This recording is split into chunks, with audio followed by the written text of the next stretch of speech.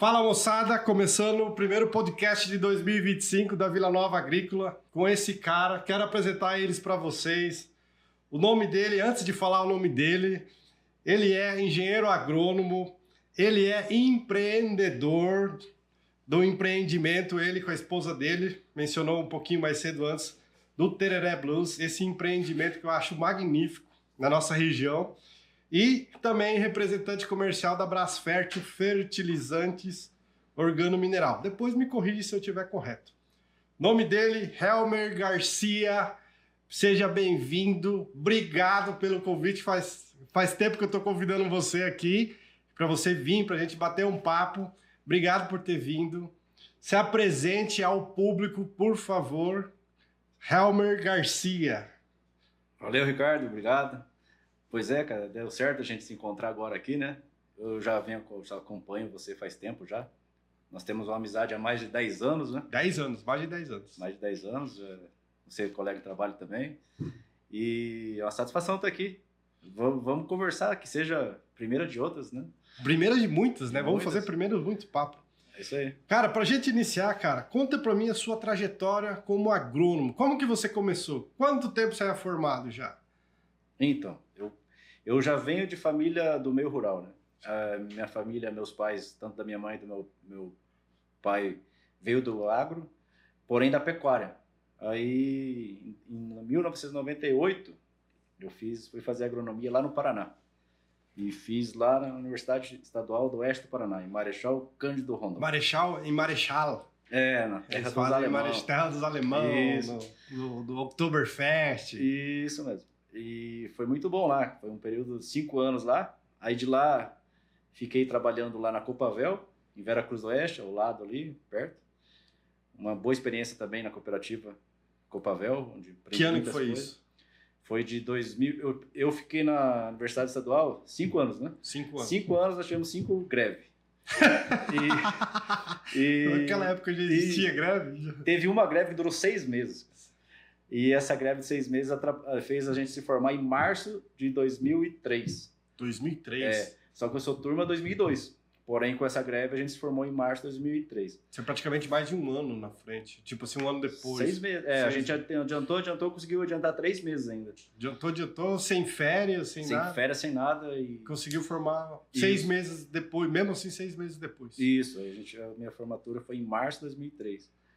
E de lá pra cá, começou como? Aí comecei na cooperativa, Copavel. Sempre gostei do agribusiness, assim, né? Sempre não fui pro lado científico, fui pro lado comercial. E tive uma boa base na cooperativa. Depois de lá fui chamado para ir para uma multinacional. Trabalhei na época era Arista Life Science, que era a antiga Rocco, que hoje virou UPL. Você trabalhou então na antiga UPL, como representante. Eu não, quando mudou para a UPL eu já tinha saído. Aí eu vim para o Paraguai. Você foi para o Paraguai? Que ano você foi para o Paraguai? Eu vim para o Paraguai em 2007. 2007. Isso. Quanto tempo você ficou lá? Eu fui e voltei, né? Eu fiquei lá a primeira passagem lá, entrei na Glimax, depois fui para Matriz Soja. Lá eu fiquei somando, depois na Somax. Fiquei 7 anos. 7 anos. Aí mais aqui, 8 anos. 8 anos no Paraguai. 8 anos. Sempre envolvido, principalmente aqui na nossa fronteira, aqui na fronteira Mato Grosso Sul-Paraguai. Tá, então recapitulando, você é paranaense. Não, sou sul-mato-grossense. Sul-mato-grossense? Nascido em Campo Grande. Você nasceu em Campo Grande e tua família foi pra lá? Não, eu sou nascido em Campo Grande, fui criado em Nova Andradina. Criado em Nova Andradina. Até a gente fala assim, os pessoal do Mato Grosso que falam, né? Eu sou Campo Grandense de certidão e Nova Andradinense de coração. Mas como você foi parar no Paraná? Em Marechal? Fui fazer os vestibulares, né? E surgiu essa oportunidade de fazer vestibular lá e passei lá. Passei também, fiquei por pouco lá para passar na Federal de Cuiabá. Mas daí na época eu optei por agronomia, né? Aí você optou por agronomia ou veterinária? Aí fiquei na agronomia. Não? E acho que acertei. Você acertou? Acertei. Você tem alguma dúvida? Você tem alguma dúvida hoje? É um bom curso. Quantas DP pegou no começo? Não, nem toda a faculdade, só 2. 2? Se eu pedir o histórico, posso confirmar? Pode confirmar. Uma foi por marcação política, que tem a política na faculdade. E eu torcia para um professor lá para ser presidente de campus, depois... Aí o outro lado lá me sacaneou um pouco. Mas passei depois de boa. Então vamos lá. Quando que você se formou? 2003. 2003. Hoje nós estamos em 2025. Sim. São mais de... Vamos lá, vamos fazer a conta. 13... Considera que eu sou 2022. 20, tá bom. Considerado 2022. 22 então, anos. 22 anos. 22 anos de formato. De lá para cá, na sua opinião, e me comente mais, o que a soja mudou nesses 22 anos de formato? Vamos falar hoje assim, recapitulando. O Garcia, agrônomo, quando saiu da faculdade, e hoje o Garcia, muito mais maduro, depois de 22 anos de mercado. O que mudou de 2002, 2003 para 2025, na sua opinião? Mudou tudo, na verdade. Quando eu me formei, eu ainda peguei a soja, a gente falava assim, a geração... Hoje tem a geração glifosato, né? Sim. Geração... Para não falar marca, né? Geração glifosato. Depois surgiu a soja transgênica e eu peguei a antes da soja transgênica. Então ali envolvia um trabalho forte do engenheiro agrônomo na lavoura. Você já pegou soja convencional Peguei ali? 2 anos. Final ou não? 2 anos, é. 2 anos? Os últimos Daquela dois. Que a gente tinha que usar o PCC. PCC, Pivot Cobre Classic. Pivot Cobre Clássica. Que tinha que passar um picão pequenininho, trapoeraba, leiteiro. Dava aquelas fitas lascadas, né? E aí tinha que saber... Uma vez eu conversei Na com época não tinha os aminoácidos para ajudar. 3 litrinhos, 3 litrinhos de aminoácido. O pessoal falava muito que se viesse a chuva, se marcasse muito forte a chuva, e me corrija se eu estiver errado, tinha que aplicar antes da chuva. Que aí a chuva dava uma recuperada, não deixava aplicar tanta fita. Não é verdade isso aí? Na época? Não necessariamente. Na verdade, quando dava aquela fita de herbicida pós-emergente, o cobra, o clássico, o clássico não, cobra, os lactofen, vamos falar o princípio ativo, Flusiflex e demais, a planta enraizava mais. Porque dava aquela judiada na folha, mas ela vinha, não morria. Nunca tive problema de morrer uma árvore. Mas dava uma fita que hoje, se alguém vê hoje, assusta. Hoje o pessoal não consegue ver essa fita, né? Se eles Por isso que hoje... os antigos produtores falam assim, é até bom dar uma queimadinha, porque dá uma engalhada. Isso faz... Eu acho que não saiu daí? Saiu daí, pode ser. Sai pode essa ser. teoria? E mudou, só que hoje mudou muito também as variedades, né? Hoje tem variedades bem mais... um caixa produtivo mais alta, né? Eu peguei aquelas lá atrás, lá que na época, falando de hectare, né? O Paraná fala bastante alqueire, mas falando em hectare, naquela época quem produzia 45 sacas era bastante por hectare. Hoje nós estamos falando em 80. Quando chove, né? Quando chove, né? Nós estamos com problema de chuva. Os últimos 3 anos aí foi caótico de clima para nós. Exatamente. E quais eram na época as 2 variedades que mais se plantavam? Na sua época de soja convencional? Porque eu sou amante do soja convencional. E se eu ver hoje, e dá para contar na palma dos bons dedos, você pode falar, que é agrônomo que sabe que é soja convencional, né? As marcas ou a variedade? As variedades. As variedades, era a Codetec, fala a marca, CD 202, Codetec 202, e a BR Embrapa 48. Eram as 2 que mais se plantavam? Era, das convencionais era. Você era da época do 133 ainda? Isso, essa era bem longa. Era bem longa? Era bem longa, na época era longa. Depois... Aí veio uma bem rápida, veio a Spring, da Singenta, essa aí, daí, nossa, fez uma revolução, soja super precoce. E então eram essas aí mais plantadas. Na minha região, cada região tinha uma, Sim, né? cada região. Eu tô falando isso na região de Vera Cruz do Oeste, Paraná. Oeste do 48, Codetec 202. Isso. Aí depois foi vindo as outras. Né? Aí foi vindo as outras daí. Aí vinha as RR, né? Começou na RR, né? Começou na RR. Hoje já tá I, X... I, 2X, Y, AH. É igual as novas gerações, passa de W, G, H, Y. Isso. Esse dia tive uma palestra lá que eu tive com o pessoal lá, e aí teve um rapaz, um palestrante muito bom, falou assim das gerações hoje. No empreendedorismo tem as gerações, tem que saber lidar com as gerações, né? Isso. Aí tem W, Y, H, eu já agora não entendi tá mais. A geração Z, né? Z, acho que Z é nós. É nós? Z é nós, eu também não lembro. W, eu já tô ficando velho. Mas foi uma palestra muito interessante, que é entender a geração para entender o que eles pensam para tentar agregar realmente o que eles querem. Exatamente. Voltando ao assunto da soja aqui. Você que trabalhou no Paraguai, entre idas e voltas, 8 anos. Agora eu vou causar uma polêmica. Qual que é melhor? Para soja. Vou falar para soja. Brasil ou Paraguai? Em termos de manejo, o quê? Manejo? Em termos de manejo, custo e vamos falar em produtividade. É muito parecido. A região do Paraguai, o Paraguai, apesar de ser um país não tão grande, mas ele é dividido como se fosse uma região centro-oeste e uma região sul. De Guaíra para baixo vai ser uma soja, variedades parecidas com o Paraná. De Guaíra para cima são variedades estilo aqui, nosso, Mato Grosso do Sul e tal. A vantagem lá, que tudo é em dólar, né? Então tem essa questão aí de você ter um custo já acertado. Apesar que aqui você faz contrato também em dólar. Né? Mas não muda muito, não. É bem parecido. É bem parecido? Lá tem as vantagens dos impostos, né? Algumas coisas, maquinários, talvez seja menor imposto que aqui no Brasil. Lá o famoso IVA, né? Se eu não me engano é 5%, 10%. 10, né? 10. Tudo é 10%. Tudo é 10%, né? Quando você vende, quando compra. Quando vende, compra. É. Só que eu também trabalhei lá no período de 2 anos e eu percebi que, eu não sei se da tua época já era assim, eles plantam muito soja em cima de soja. Eles fazem muito soja safrinha. Tem. Coisa que no Brasil hoje, infelizmente, a gente não consegue optar devido à legislação, do Ministério Agricultura, vazio sanitário, enfim, N coisas aí. Essa soja, você vê vantagens soja safrinha em cima da própria soja? Pensando agronomicamente, não. Pensando financeiramente, dependendo da região e dependendo da época, sim. Porque daí você faz ela virar semente, né? Então tem um preço agregado. Porém, a produtividade é menor. Aí vem a parte agronômica. Você acarreta mais doenças, você permanece o ciclo, né? Então, na minha opinião, agronomicamente, não recomendo. Financeiramente, dependendo do ano, sim. Dependendo do ano. Ou seja, depende. Depende. A famosa palavra do agrônomo, né? Tudo depende. Tudo né? depende. Tudo depende. Nós somos chamados tudo de picareta porque fala tudo depende, né? Depende.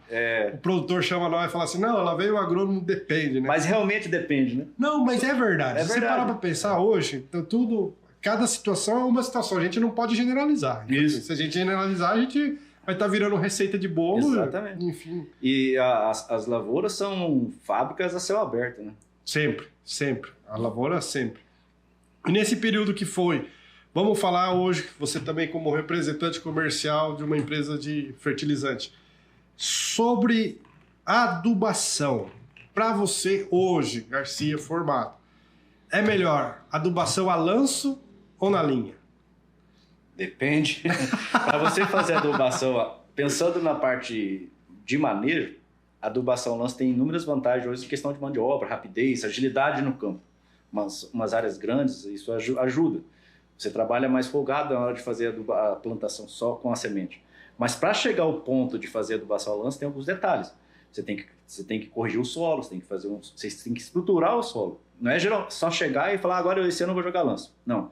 Área arenosa, por exemplo, não recomendo fazer adubação a lanço. Por quê? Arenosa. O que é área arenosa para você? Área arenosa acima de onde diminuir a argila.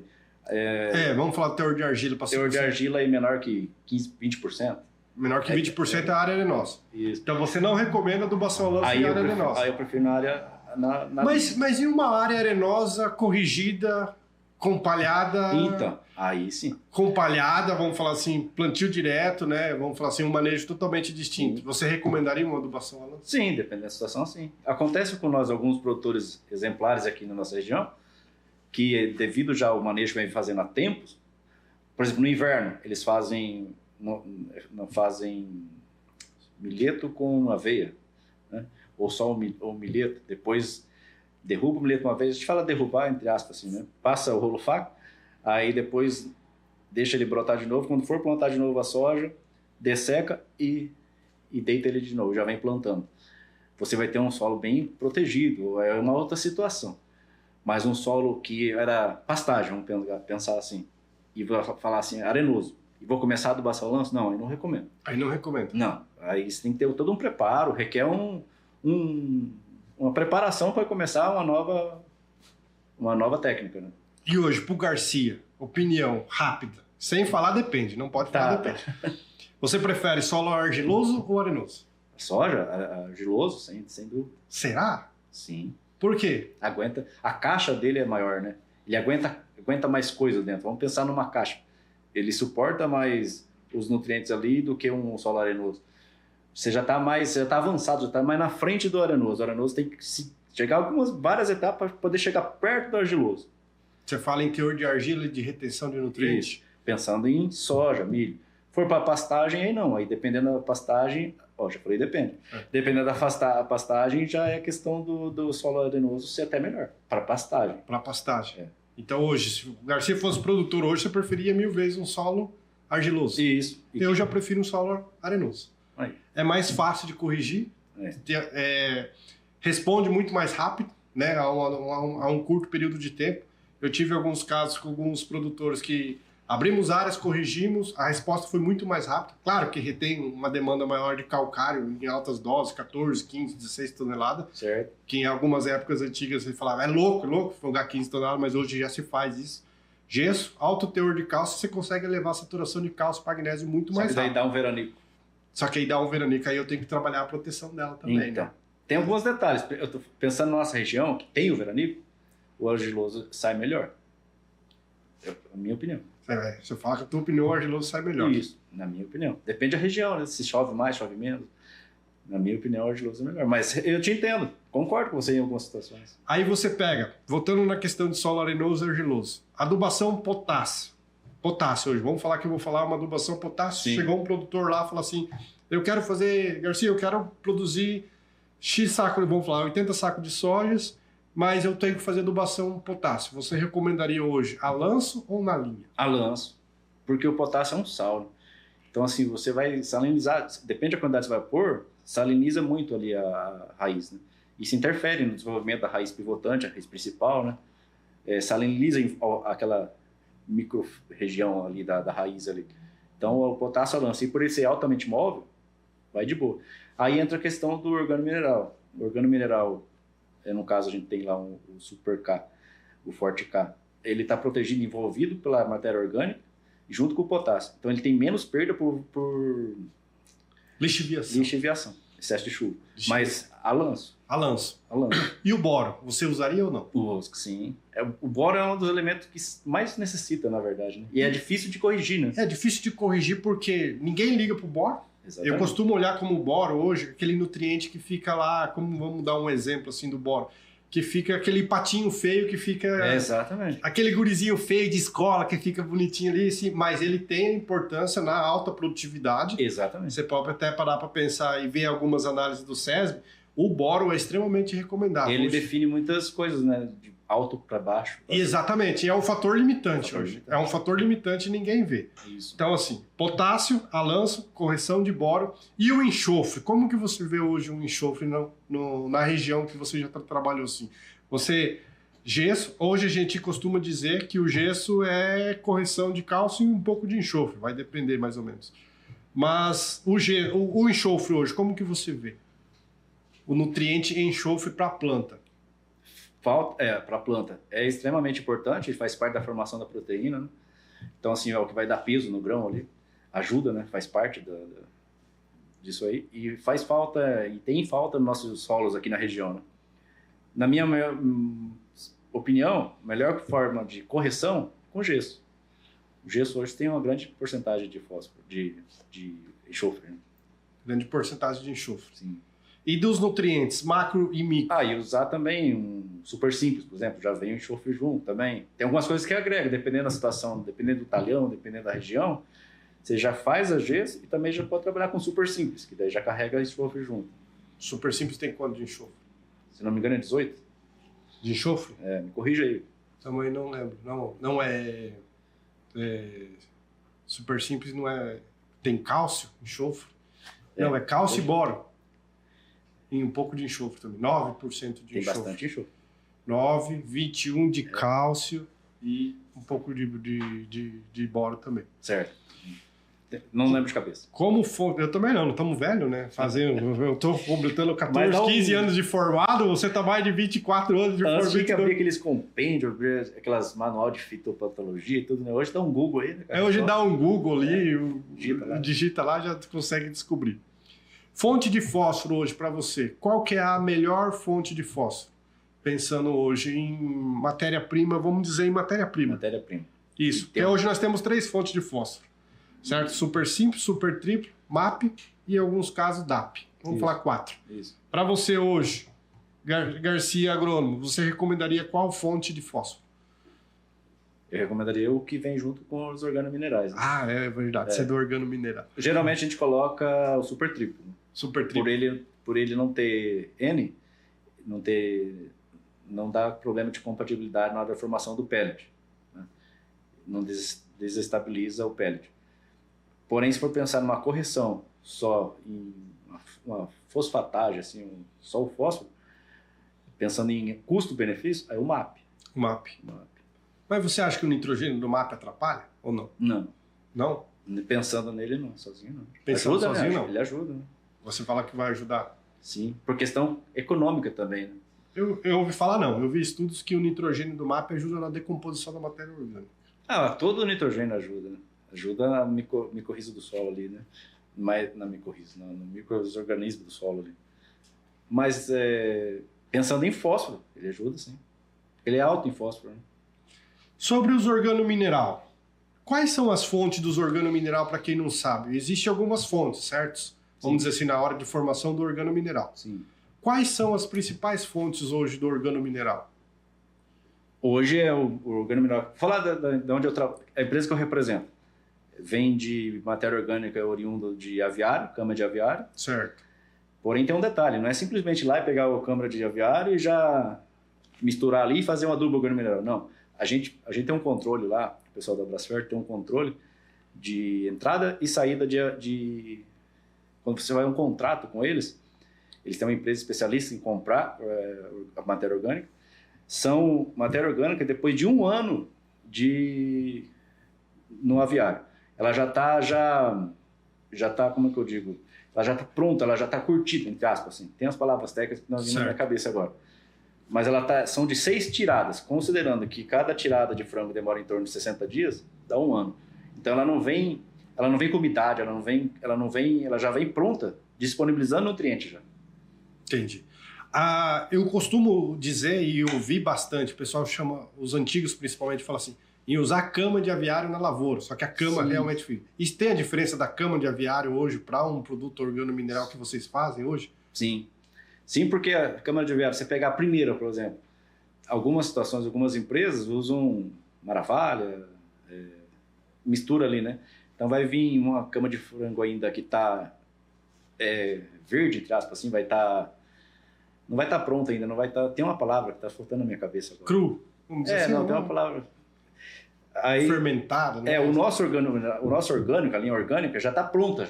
Ela já vem com os nutrientes já disponíveis para a planta.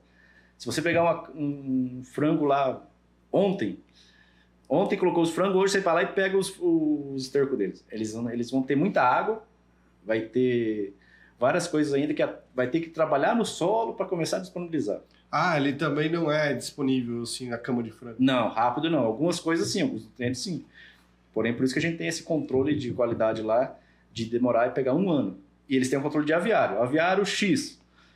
O aviário X, nós compramos matéria orgânica deles em dezembro. O cara quer vender em fevereiro. Não deu ainda o tempo. A gente só pega depois de 6. Existe uma regra fitossanitária, vamos dizer assim, né? Para que possa ser feita a matéria-prima. Exatamente. Cada vez que sai um frango, hoje em dia eles nem colocam mais maravalha. Então, assim, você não está comprando maravalha, você está comprando exatamente matéria orgânica, porque hoje eles nem estão tirando mais. Cada vez que eles vão limpar, eles deixam um pouco ali, eles fazem o tratamento e volta aquela mesma frango começar ali, para não dar problema nas patas dos frangos. Ué, isso dá problema? Os chineses dão um calinho, eu não sei explicar certo. Dá um calo Essa eu nunca ouvi. Pesquisa aí. Vai dar um calo no pezinho do frango lá que os chineses não gostam. Se não me engano, é a China. Não sei se é a China ou o Japão. E eles exigiram que mudasse. Aí a cama de frango, tipo, como se fosse um amortecedor. Exatamente, tipo um veludinho. Mas pesquisa aí. Até pro pé de galinha tem que ter conforto. Exatamente. Quem gosta de comer pé de galinha, fonte de colágeno, né? Bastante colágeno. Tem que ter almofada pro frango agora para pé de galinha. Cara, voltando no assunto do organomineral, eu ouvi dizer não, eu já fui testemunho. Sim. É verdade que o organomineral retém mais água que o químico? Isso, ele tem o efeito esponja que a gente fala. Ele puxa a água quando você coloca ele numa situação de plantio, na linha. Aí vamos falar na linha. Você colocou na linha lá, ele tem o efeito esponja. Ele puxa a umidade e depois ele vai soltando gradualmente. Os nutrientes também. Por exemplo, um potássio, nós falamos agora há pouco. O potássio, ele puxa a umidade, mesmo a lança. Depois ele vai soltando. Tem vários vídeos legais aí que mostram isso aí. Aí ele vai disponibilizando aos poucos. Ele não perde por lixiviação. Não perde. Não perde. Diferente do químico. Diferente do químico. Não perde literalmente. Não, por isso que as proporções dos organominerais em pontos são menores, porque o aproveitamento é bem maior. Porque geralmente tem aquela limitância do produtor, né? Eu ganhei menos, tá vendendo coisa errada pra mim, tá vendendo enchimento. Uma vez eu ouvi de um produtor amigo meu, lá de Capitambá, no Paraguai, ele falou: Garcia, quanto que é 2 mais 2? Eu só conheci o pessoal da época, era Minorgan, né? Aí eu falei, 4. O pessoal da Minorgan é 6. Eu falei... Aí, assim, eu não trabalhava, não vendia na época os produtos deles, mas sempre tive uma grande amizade com o pessoal, com o Júnior, principalmente, né? Júnior Salvalage, grande amigo meu, hoje o CEO da Brasfert lá, o empresa. Nosso chefe, vamos dizer assim, no nosso segmento comercial, né? Que tem outros sócios que trabalham em outro segmento. E um dia ele me deu uma aula lá. E isso nós não aprendemos na faculdade, cara. No meu tempo eu não aprendi isso. Não, hoje não aprende muita Talvez coisa na hoje faculdade. mudaram algumas coisas. Aí realmente você vê em termos de aproveitamento. Por isso tem essa pontuação menor, porque aproveita, dependendo do fósforo mesmo, aproveita até 80%, 90%. Um fósforo aí falando em MAP, aí um fósforo de MAP aproveita 20%. Aproveita 20 desses 20, 13? Então, vamos falar, 23, se não me engano, 13 ou 16. Por quê? Porque ele está agregado na matéria orgânica, ele está protegido ali, e ele vai... A questão do pH, lembra do Malavolta, aquele gráfico? Sim, exatamente. No pH 6, 6,5 ali é onde mais disponibiliza, principalmente fósforo. Isso. Né? Então, por isso que tem essa diferença de pontuação. Então, não é picaretagem, realmente é estudo, foram feitas pesquisa. O Malavolta, o Kiel, é o pai do organomineral. Se pegar o livro dele, ele te explica tudo isso aí. Então, muita gente hoje fala bobeira no mercado aí, entre amigos nossos de profissão, por não conhecer. Você tem que conhecer. Quando você conhece, você vê que as coisas mudam. Eu não digo nem só amigos, né? Vários profissionais eu já ouvi aí falar realmente do que o organomineral, produzir menos, não deu certo, só fica bonito e não dá vagem. Não. Na verdade, se você parar para pensar, se você puxar da base, eu acho que a base de tudo vem de uma análise de solo. Sim. A base de tudo, acho que vem de uma análise de solo. Uma análise de solo bem feita, muito bem estruturada, a gente consegue saber o que tem. Isso. Eu sou muito fã do organomineral. Claro, associado ao químico que já vem junto. Isso. Mas numa correção, vamos falar uma situação. Em abertura hoje de área, claro, eu usaria tanto o químico como o organomineral para até ao ponto, na nossa região, de ser muito seca, aguentar mais. Isso. Entendeu? Eu vejo com muito bons olhos o organomineral em várias situações, praticamente quase todas. E aquele paradigma de quem fala, é só bosta de galinha, o cara é abacate. Não, gente, é porque não conhece. Eu chamo aí, faço um desafio aí pro pessoal. Não conhece, entendeu? Fazer um lado a lado, compara, pega um pouquinho, pega 3 toneladas ali, vamos fazer um lado a lado, vamos acompanhar, vamos ver. Porque as pessoas que usam, então, não sabem nada de lavoura, eles continuam usando só por usar, eles continuam usando porque está dando certo. Senão eles mudariam. Né? E a gente tem cliente aqui que já está usando, falando, quando eu comecei aqui, já estão indo para a 4ª safra, e são dos caras que mais produzem na região aqui. Não, e aguenta seca. Hoje, numa estiagem desse que a gente vem sofrendo, acaba produzindo mais do que propriamente dito o convencional, né? Não que o convencional esteja errado, mas acho que a mudança precisa. E a gente vem embasado em pesquisa, né? Então a gente não está inventando, não é coisa da nossa cabeça. Então aquela história de, porque organomineral tem que jogar 30% a mais, não existe. Não. É o mesmo? Nós temos formulações para cada situação, a gente tem formulações, como você falou, baseado na análise solo. A gente tem lá 70 fórmulas. Aqui, vamos trabalhar, você está trabalhando o MAP, você quer conhecer. Você está no 43010, a gente tem uma fórmula específica para o 43010, para fazer um lado a lado. Baseado no que considerando que você já vem lá de um segmento lá, que alguém falou para você, um consultor, você mesmo, engenheiro agrônomo, falou, não, aqui nós vamos ter que usar 43010 por isso, por isso, por isso. A gente tem um equivalente. Senão a gente faz nossa recomendação também. Mas eu te vai chegar no 43010. Você é daquela época do tempo. O que você... Vamos falar de milho, vamos falar pouquinho de milho naquele tempo. O que você planta? Torque. E o adubo? Turbo. Que na época era o turbo da Bung, na época. Isso. Os produtores não sabiam que formulação que era, não sabia que estava jogando, só falava o nome. Exatamente. Torque Turbo na época, né? Então, assim, você então vem naquela época. Mas os paradigmas quebram, as coisas mudam. Isso. A realidade avançou muito. A soja tem alto potencial produtivo hoje. Eu falo, primeiro fator limitante que eu costumo dizer, pessoal, é o clima, com certeza, nunca vai deixar de ser. E acho que os 10 primeiros fatores é o clima. Mas fora isso, quem limita a produção da soja somos nós mesmo. Exatamente. É o produtor. Eu vejo muito produtor aí enfatizando antigamente, usando 2,20,18, 2,23,23, 300 kg na base, usar o que ele fala, 500 kg, né? Uns falam até 12 bolsas por alqueire, né? Fala 12, 15. Não, esse ano eu vou adubar, vou jogar 15. Por alqueire engrandece. 15 bolsas por alqueire. Aí eu falo, não, vizinho, vou economizar. Esse ano eu vou jogar só 7. Que a cooperativa não liberou as coisas lá pra mim. Só que assim, se você parar pra pensar 2,23, o próprio produtor, com o decorrer dos anos, ele tá transformando o solo dele em ácido.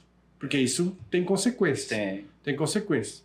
Isso. Sobre a acidez do solo, o organomineral ajuda como um químico que, com o decorrer do tempo, ele torna o solo mais ácido. E não sou eu que estou falando, são os estudos que falam isso. O organomineral, em questão do pH do solo, ele ajuda ou ele mantém o pH? Ele ajuda. Na verdade, ele já vem com o pH estabilizado, né? Só o orgânico tem um pH ali entre 8 e 9, né? 9. Você mistura ele com, igual eu te falei, usando um super triplo junto, ele vai estabilizar ali em 6, 6,5. Dá pra gente fazer num próximo situações, a gente vir de novo falar aqui, conversar. Eu trago algumas coisas, a gente faz ao vivo aqui, o pH-ômetro, a gente mostra para você na hora, assim, que quando você coloca um adubo químico, o pH vai lá para 3, 3,5, então aquela região onde ele cai ali, acidifica. A raiz, onde acidifica, a raiz faz aquela curva ali, né? É o famoso V, né? O famoso L que eles falam. L. Se observar uma área onde foi plantado com organomineral, a raiz principal desce, normal. Porque o adubo já vem assim, né? Então ele não vai mudar o pH da área, mas o pH da onde está a raiz, sim. Ele influencia. Porque aí aproveita mais, aquela questão que a gente falou do gráfico do Malavolta. Que faz aqui, que tem aquela linha aqui, o pH 6,5 onde mais aproveita. Aí a raiz acaba, a pivotante principal acaba descendo. Busca mais, né? Quanto mais raiz, mais boca para se alimentar. A gente fala boca, né? Mas a raiz só pega líquido, né? Não, mas pode falar o termo que a gente usa, velho. É o nosso termo. Né? É o nosso termo. Quanto é mais raiz, mais boca. É verdade mesmo. Então, assim, se você observar, pega lá no meu Instagram, no TikTok, lá nos vídeos que a gente mostra, o tanto de raiz que tem comparado ao adubo químico, isso aí não tem dúvida. Quanto mais boca, mais come. Então, assim, mais nutrida fica a planta. A função dela é produzir, então ela vai produzir, ela vai mostrar o potencial que ela tem. O organomineral serve soja? Serve para soja? Soja, milho, eucalipto, que mais? Cana, tá vindo muito forte, tudo qualquer cultura. Feijão, aveia. Feijão dá um show, cara. Feijão dá um show? Dá um show, cara, fica muito bom. A cana tá entrando com força. Tem essa questão agora do organomineral, que também é uma tendência maior, questão do crédito de carbono. Áreas que estão... eu ouvi falar disso aí. Não, é um tema bem delicado. Mas assim, enfim, esse igual eu te falei, isso serve para outros episódios. Mas eu fiquei sabendo que através da adubação de organomineral se produz mais créditos de carbono. Para o produtor que quer trabalhar hoje com crédito de carbono, inclusive estou falando em primeira mão para você, a Vila Nova vai entrar forte no crédito de carbono. Show. Também. Assim, a recomendação é que se usa alguns fatores. Isso. Então vamos lá. A produção de crédito de carbono, as informações e as instruções que eu tenho hoje das empresas compradoras para uma geração maior de crédito de carbono, funciona assim. Adubação organomineral, produtos biológicos, os químicos, alguns a gente não consegue deixar, né? Como herbicida, algumas coisas, e energia solar é outro fator, e se eu não me engano era, que eu achei muito interessante, o biodiesel. Então são 3, 4 fatores que a virada de chave com o produtor que quer entrar para o crédito de carbono, vira a chave. Isso. Adubação organomineral, produtos mais biológicos, energia solar e a parte de biodiesel te produz basicamente em torno de 50%, 60% a mais em crédito de carbono. Entendeu? Então, assim, é um tema bem delicado. Muita gente não sabe, mas é um tema muito bem delicado, mas que vai entrar com força. E vocês já enxergaram o mercado que existe. Exatamente. Já tem algumas empresas que têm parceria É legal saber que você vai mexer com isso, porque tem um mercadão aí que está inexplorado e falta explicar mais para o produtor ainda, né? Não, vou falar o português claro para você do crédito de carbono. É o que sempre falaram para mim, e a questão do crédito de carbono eu aprendi com os caras lá na Faria Lima, um palavreado bem grosso que eu vou falar para os caras. O produtor está deixando dinheiro na mesa. No caso, não é na mesa. Ele está deixando de ganhar dinheiro com a própria lavoura dele. Exatamente. Então, até porque não é só o crédito de carbono, tem todo... a empresa que faz isso aí, você de certo vai fazer, tem toda a assessoria de sensoriamento, de análise, análise de solo, exatamente. de fotossatélite, essas coisas. Também, assim. exatamente. A Copagril, se não me engano, é uma cooperativa do Paraná que está aqui no MS também, ela tem essa parceria com o produtor que adere ao sistema de crédito de carbono e usa, por exemplo, como você falou, o organomineral aumenta não sei quantos pontos lá. Exatamente. E a empresa, a Copagril, já dá de retorno para o cliente o cashback em produto. Daí que a gente tem essa parceria que ele devolve para você em adubo. Então você vai ter, na próxima safra, um adubo, você vai ter bônus lá para receber. Ou em dinheiro ou em produto. Certo. Se você parar para pensar hoje, o crédito de carbono para o produtor que vem aí de uma seca é uma saída muito forte, cara. É uma saída muito forte. E é um mercado que existe, é um mercado regulamentado, é um mercado que é onde a lei que foi aprovada, as empresas brasileiras vão ter que aderir ao decorrer do tempo. As empresas de fora já aderem muito e as principais compradoras de crédito de carbono, a Amazon, o McDonald's, o próprio o Elon Musk lá compra bastante também, entendeu? Então, assim, e o Brasil tem um potencial enorme de produção de crédito de carbono, entendeu? Só que os produtores estão na mesmice de, desculpa falar, 2020. Quantas bolsas? O que tem de adubo aí? Os caras falam, ô Tomate, o que tem de adubo aí? Eu falo, o que o senhor quer? Não, eu quero 2,2020, 2,2018 ou 2,23,23, que é mais forte. Mais forte. E detalhe, com micro no grão. Né? Com micro no grão. Tudo no mesmo grão. Tudo no mesmo grão, tudo pelletizado. Hoje um pellet de organomineral tem mais de 15 nutrientes no mesmo pellet. E se você ainda fora ácidos único, fúvico, que é mais aminoácidos.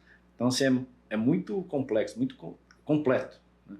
Então tem essa, como é que a gente fala? Antigamente, igual quando falava dos biológicos, nós falamos dos biológicos, é um tema legal. Quando falamos dos biológicos, lá no meu tempo da Embrapa 48, da Coletec 202... 133, adoro 133. BRS 133. Tinha aquele produto para lagarta da Embrapa, era da Embrapa. Era um pozinho, lembra? A gente lavava o pozinho, né? Era baratinho comparado aos químicos.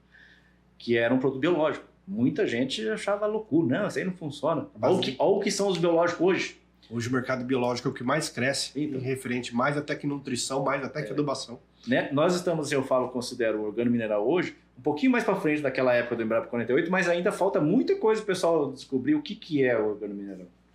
Falta informação. Não é que falta informação, falta o produtor querer sair da mesmice. Isso, e os demais, nossos amigos aí, também evitar porque todo mundo desce a lenha, né? Não, todo mundo desce então, assim, falta eles conhecerem. Falta conhecer. Tem que conhecer. Hoje, quem continua na mesmice eu não digo não é que prospera, é se manter. Mas eu digo, cada um sabe onde quer chegar. Então eu penso dessa maneira. Sim. Você quer chegar aonde? Quero chegar aqui? Então você vai ter que fazer uma coisa diferente. Exatamente. Quer ficar num lugar? Então continua na mesma coisa e vai continuar. Entendeu? Então, igual eu te falei, hoje, para a inovação da agricultura, o crédito de carbono vem forte, a adubação organomineral vem forte, o uso de biológico vem muito forte. Erva boa, hein? Entendeu? A erva boa. Isso é verdade. Que você está falando tudo, concordo plenamente. Entendeu? Vem forte. E os próprios manejos mudam hoje. Entendeu? Hoje é primordial. Não adianta, só para você entender o que eu aprendi. Eu sou pós-graduado em nutrição do solo. Certo. Não adianta você corrigir cálcio, gesso, magnésio, né? Enxofre, vamos dizer, boro, né? Elevar a saturação a relação cálcio-magnésio. Sim. Elevar a saturação do potássio, elevar o fósforo, se o teu solo está morto. E a parte biológica, zero. Exatamente. Não adianta nada. A salinização dos adubos químicos atrapalha essa parte. Sim. Algumas empresas, das grandes empresas do mundo aí do adubo químico, estão vindo para esse lado agora. A Yara comprou uma empresa na Europa, acho que mais que uma já. Então agora lançaram a Mosaic, lançou um outro produto aí também, que é só uma capinha não vou falar que eu não conheço o produto. Mas tem uma parte das empresas já voltando para esse mercado aí. Né? Então, Não, vai voltando. Mas isso que eu tô te falando. Não adianta corrigir se não trouxer a biologia de volta para o solo. Isso. Porque antigamente nós usava muito, e você vai lembrar, Derosal, né? O famoso Derosal. Depois veio o Derosal Plus. Depois veio o Derosal Plus, que é o famoso carbendazim. Entendeu? O famoso carbendazim que hoje já não tem no mercado. Então, esses produtos são muito agressivos, foram muito agressivos hoje pro solo nosso. Isso. Acabou matando a microbiologia. Isso. Só que hoje precisa reviver. E quem revive? Biológico. Cara, biológico. É o organo mineral, é o manejo dos biológicos por cima. Hoje a gente vê em lavouras que o pessoal já utiliza organo mineral, minhoca. Minhoca, o que significa? Minhoca. Minhoca significa que o solo está vivo. Exatamente. O ecossistema está formado ali. Exatamente. Ele está certo. Porque se tiver um desequilíbrio ali, a minhoca não fica. Não fica. É tipo na selva, na floresta, quando você vê uma onça pintada. É sinal que o ciclo está certo. O ecossistema está rodando. Faz parte de ter a onça. A onça não vai ter onde tem só um animal ou não tem um alimento para ela comer. E para ter os outros animais, é o ecossistema, né? É um ecossistema. E quando você vê minhoca hoje em solo, significa que está vivo e está funcionando. Está funcionando. E vendo minhoca, eu te garanto que eu já constatei. Tendo minhoca no solo organo mineral, a gente vai achar micorriza. Exatamente. Que é a principal bactéria retentora de água hoje. Isso. Então, assim, nenhuma empresa conseguiu sintetizar a micorriza. E eu acredito que não vai conseguir. Porque existe todo um ecossistema preparado para que ela usufrua, para que ela cresça ali. E para quem não conhece, a micorriza é a bactéria retentora de água. Então, se você tem bactéria retentora de água natural, automaticamente a produção vai ser maior. Sim. Entendeu? Então, eu vejo isso com muito bons olhos. Sim, é legal você ter essa abertura de... Eu falo assim, abre a cabeça, deixa entrar novas informações. Você tem um receio? Faça para conhecer. Não é só um lado a lado, né? Faz um pouquinho, faz um canto, faz uma área. Conheça. Depois dali, você mesmo tira suas conclusões. Né? Eu acho que o produtor tem que experimentar. Eles são muito fechados ainda, existem muitos. Muitos são abertos. A gente tem que aderir, não são todos, não podemos generalizar também. Mas muitos são abertos. Eu acho, sim, que ele deve experimentar novos manejos, mudar, né? A gente vê aí muito agrônomo velho aí falando ainda da mesma receita de bolo, há anos e anos, né? Não, eu largo 16 caroços de semente, porque você falhar, aí chove, nasceu até umas quebradas, né? Isso aí é um fato importante. Lá naquele tempo das Codetec, quem é mais velho aí vai lembrar. Quando se falava assim deu problema esse ano, nossa, caiu 15 só 15 sementes. Hoje tem variedade aí que planta com 12 para ficar 10, né? Então, assim, usava muita semente. Aí o desenvolvimento genético das variedades. Né? Hoje a gente larga 10 para ficar 8, 7. Aí fica 7 e lá você vai medir com o produtor e entra em desespero. A genética melhorou bastante. Mas a genética hoje da soja melhorou muito, cara. Sim. Poder de engalhamento, poder de florescimento hoje são tudo sojas indeterminadas. Na tua época era determinada, né? Sim. Podia aplicar glifosato na florada? Não. Senão ali atrapalhava tudo. Na verdade, não podia aplicar glifosato quando ela já... Mas até hoje, pode ou não pode aplicar glifosato na florada? Porque todo mundo pergunta. Então, a mesma pergunta é igual aquela pergunta de besta de padaria. Todo ano manda um produtor. Tá florando tomate, posso aplicar Roundup? Pode ou não pode? É que ela vai começar a soltar a floração ali em R1, ali, depois de quantos dias? Você tem que tentar controlar antes, né? A planta RR, ela não é tolerante ao glifosato, ela é resistente. Ela tem uma resistência. É o inverso. Ela não é resistente, ela é tolerante, né? Deixa eu arrumar isso. Ela não é resistente, ela tolera. Se você colocar demais, ela vai sentir. Ela fica no tempo ali circulando até livrar do... Mas atrapalha o florescimento ou não? Na minha opinião, sim. Você tem que controlar antes. Mas numa determinada situação, que você tem que aplicar, como é um crescimento indeterminado, ela vai ter novas ali. Mas dá para fazer antes. Dá para fazer antes? É. Ou no início ali, que vai ter pouco ainda. Ou começa a usar para emergente, pelo amor de Deus, também. Né? Também. Muda, Spider, Bazetapir, volta os antigos aí para voltar. Outra pergunta besta, todo ano é a mesma coisa. Posso fazer Roundup com fungicida? Pode ou não pode? Aí a questão dos pH. Os herbicidas geralmente são pHs mais ácidos, né? Mais para baixo. E os fungicidas têm um pH um pouquinho mais alto, ali 5,5, 5. Então você vai estar colocando um produto que um próprio glifosato hoje, não vou falar a marca, mas quase todos, eles abaixam já o pH da cauda. E o fungicida, o ideal é ficar com o pH ali 5,5 para ter o melhor funcionamento. Então você vai atrapalhar um e o outro. Mas dependendo da situação, dependendo da situação, você tem que usar, fazer o quê? Mas um ou outro vai ter feito contrário. Vai ter feito. Um atrapalha o outro. Você acha que um atrapalha o outro? Um atrapalha o outro. Por questão de pH. Então, porque que as mesmas perguntas assim, que você ouve, tipo assim, toda safra é as mesmas perguntas. Entendeu? É a mesma pergunta.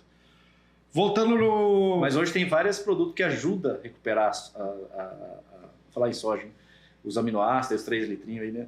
Então, os aminoácidos ajudam bastante a planta. Passa um estresse, algum granizo, uma própria seca.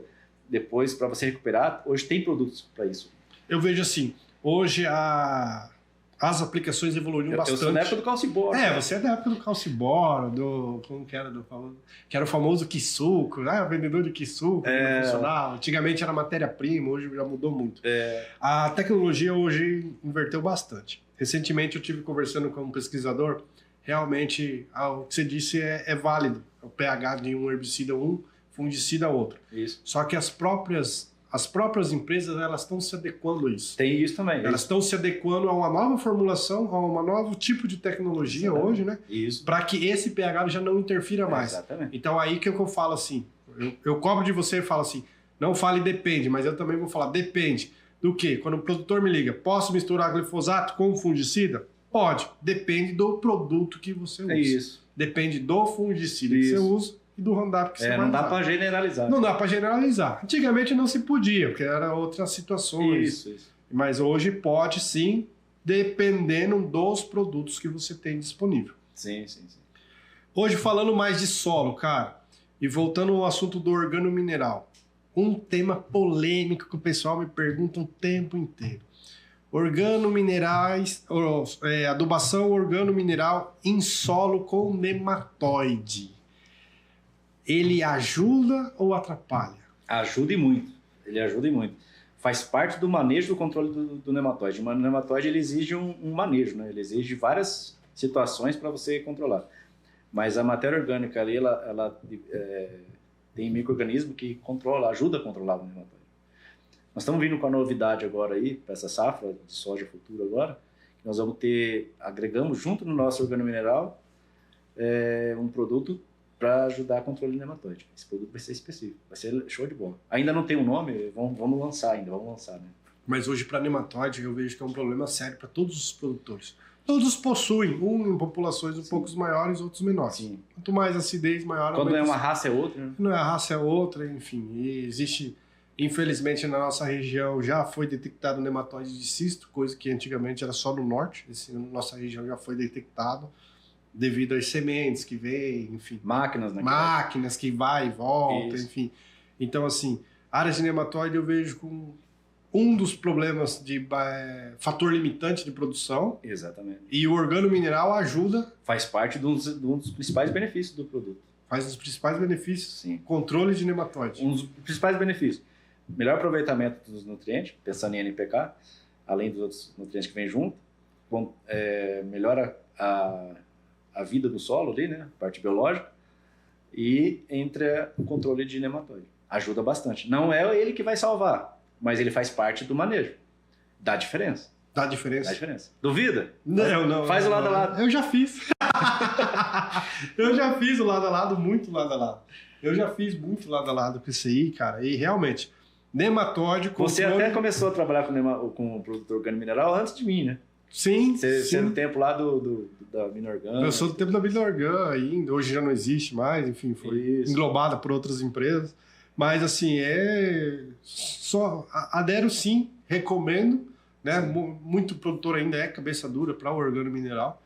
Mas, assim, é igual você falou, faz lado a lado, faz teste, conhece.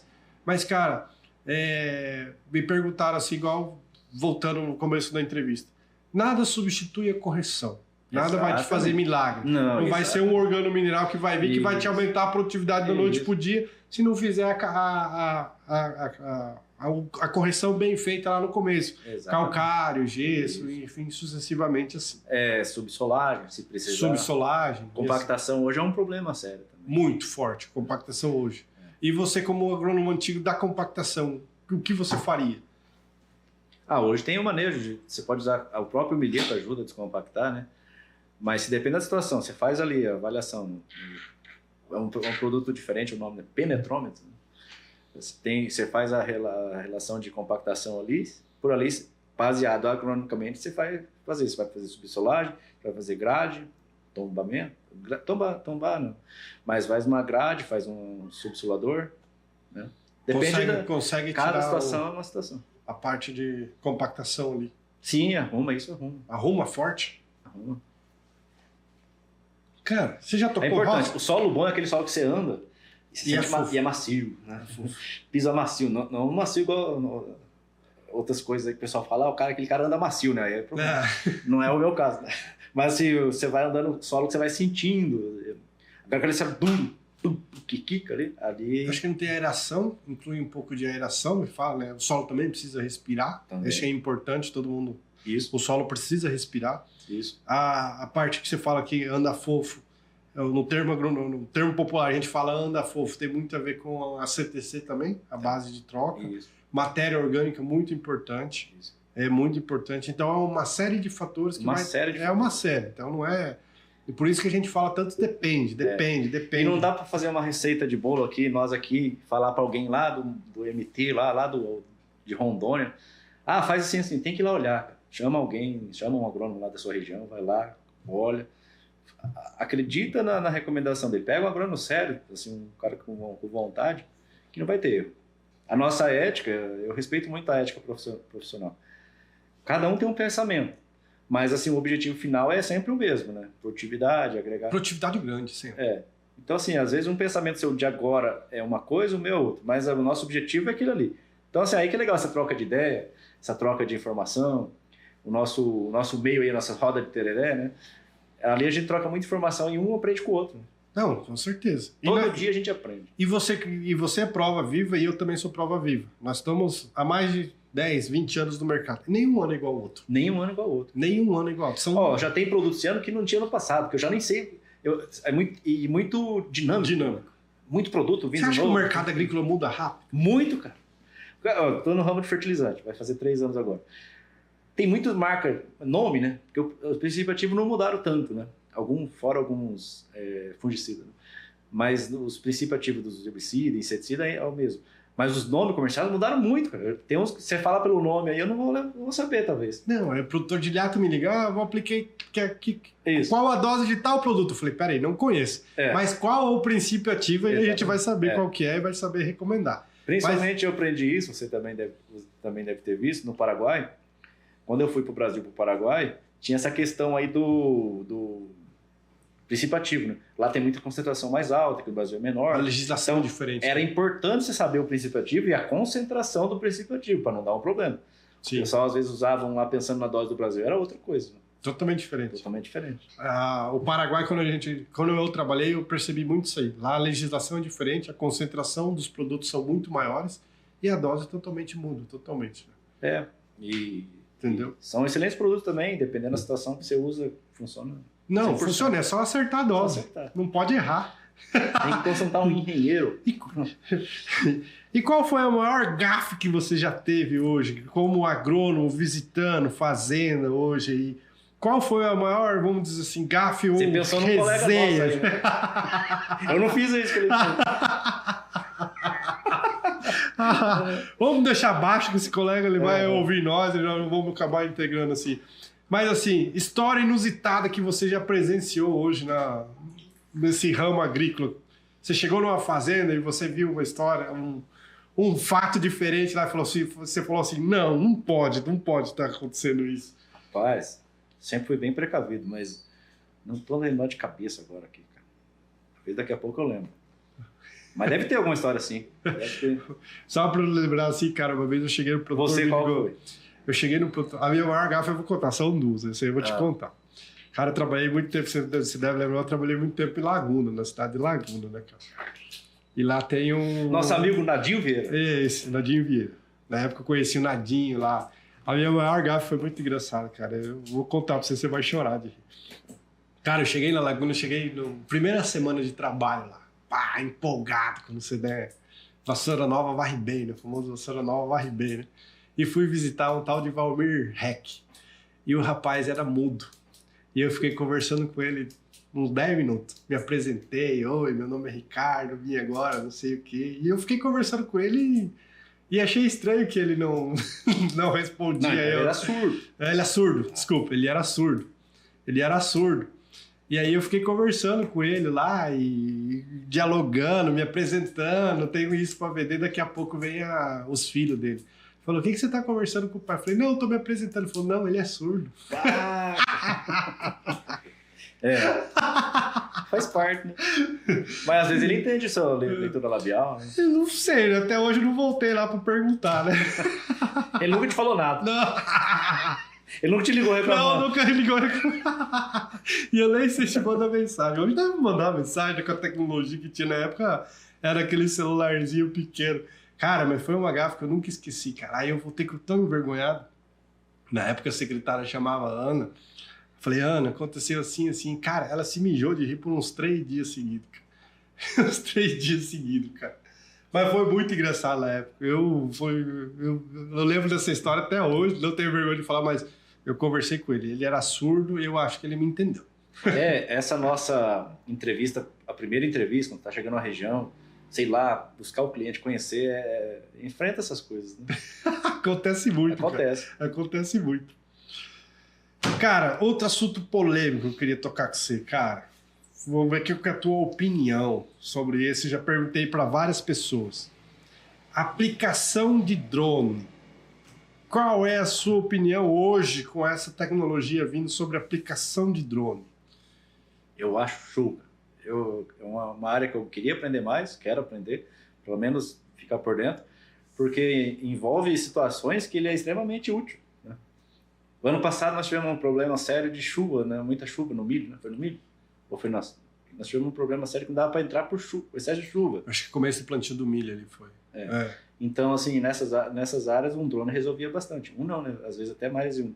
Mas um drone hoje de 40 litros faz uma área grande, né? É de 40, né? Ou de 20? Tem 40 hoje, já está indo para 60 já. Então, eu sou extremamente a favor da tecnologia na agricultura. Você é a favor hoje da tecnologia do drone? Do uso de drone, vamos dizer assim. Do uso de drone. E falta gente especialista nisso. Né? Hoje falta tudo, né, Garcia? Você parar para pensar, hoje falta tudo hoje. Os pessoal agrônomo estão saindo hoje aí bem mimizento, vou falar a verdade aí, e o pessoal acaba não aceitando algumas verdades. Só que eles vêm com uma vantagem perante nossa... Eu ainda tento atualizar sempre aqui, conversando e tal. Mas eles vêm com a vantagem da tecnologia para eles já ser natural, né? Já ser fácil. É diferente do nosso tempo lá atrás, né? Eu cheguei a ligar para meus pais e orelhão, tipo... Você mostra hoje uma fita, como é que fala? Cassete? Fita cassete. Para uma criança. Elas não sabem o que é. Não sabem. Eles são tudo de outra Eu tive geração. uma vez o Talkman. O que falta essa geração? O Walkman.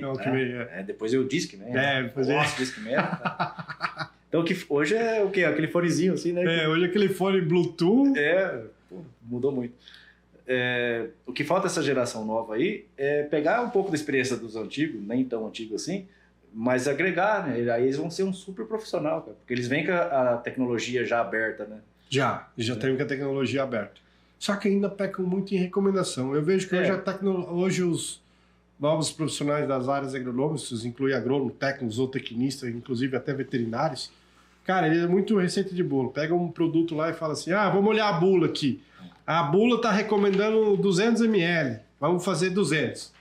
Né? Ele não sabe se 200 vai matar ou não vai, e assim sucessivamente. Uma coisa é certa, na dúvida, dose cheia. Né? Na dúvida, dose cheia. Mas a dose cheia, nem até hoje, as doses cheias hoje já são diferentes. Mudou tudo. Né? Mudou tudo, porque os insetos também sofrem mutação. Lembra do Cletodin, né? Sim. O Cletodin na bula, se não me engano, era 200 ml. E até hoje a bula é 200 ml. O que faz 200 ml hoje no amargoso? Nada. Não é nada. E até hoje a bula é 200 ml do Cletodin. Não muda muita coisa, não muda. Então, assim, e outra coisa, eu já fiz. Eu hoje teria coragem de fazer? Teria sim. Mas eu já cheguei para o produtor e falou assim, não aplica. Não usa. Por não precisar? Por fatores de não precisar, literalmente. Eu já cheguei e falei para o produtor, não usa, não aplica que não adianta. Sim. O soja já encerrou o ciclo. Passou do time, enfim, na época era a terceira aplicação de fungicida. Sim. Então, assim, eu já cheguei para o produtor e falei assim, não aplica. Entendeu? E bati o pé, ele olhou para mim assim e falou, você tem certeza? Eu falei, tem. Mas o vizinho está usando. Mas aí, assim, não haveria necessidade. Cheguei à conclusão ali naquela situação, ia ser um gasto desnecessário para o produtor, e eu cheguei e falei para ele, não aplica, tira, guarda para o próximo ano que você vai ter mais rentável. E desencargo de consciência dele, o que ocorreu? Ele fez 2 bombas, e o resto ele deixou sem. Sim. E no final nós medimos as áreas e acabou interferência nenhuma, produtividade. Aí foi onde eu conquistei o cliente, falei assim, a partir de agora então a recomendação é minha. A hora que eu falar para você, entra, você vai entrar. A hora que eu falar para você, tira, você vai tirar. Então hoje falta muito para os agrônomos isso aí. Eu digo posicionamento.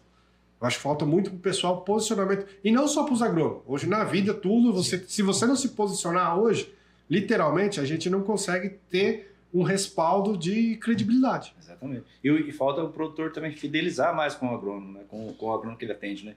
Ter um ali. Tem muitos, né?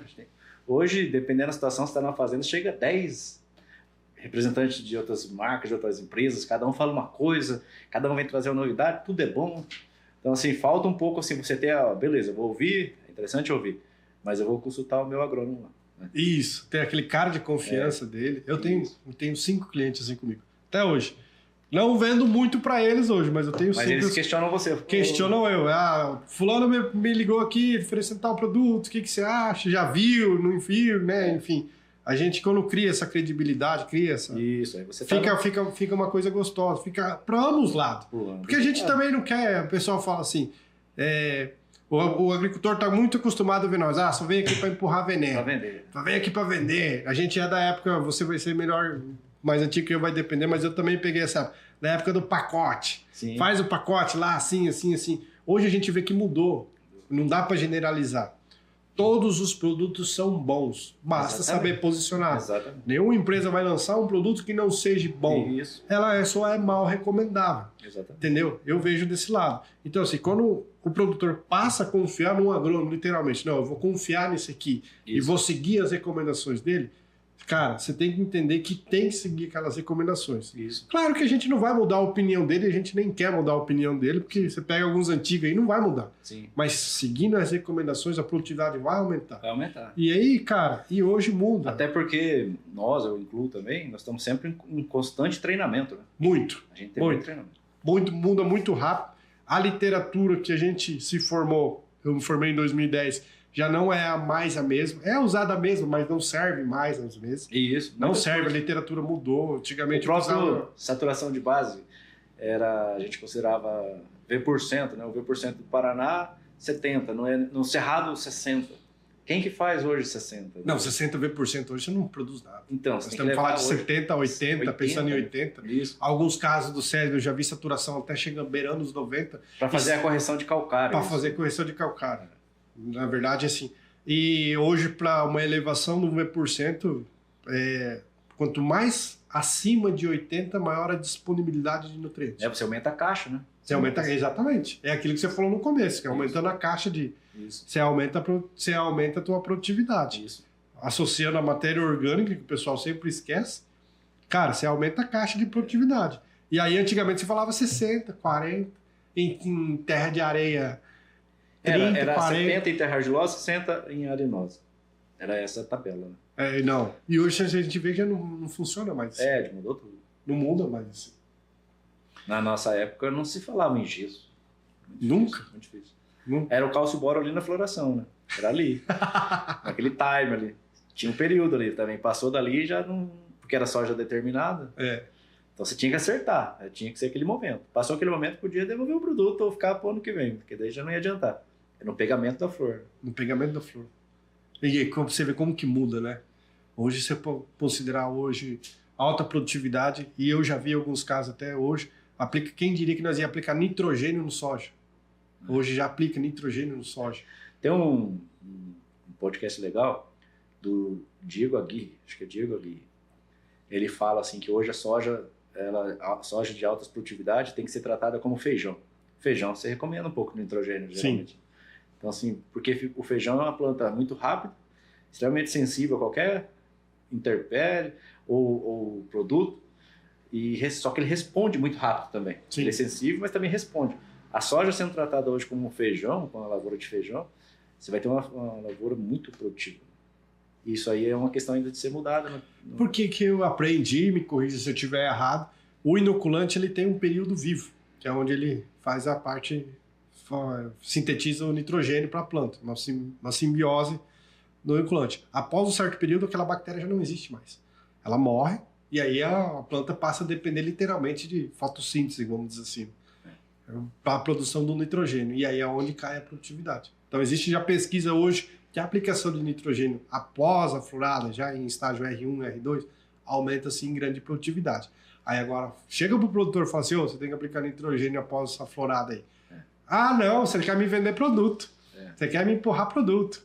Entendeu? E tem que analisar cada situação, porque realmente tem produtividade, tem área que mostra que aumenta a produtividade. Mas aí eu falo, Garcia, pra você, aonde o produtor quer chegar?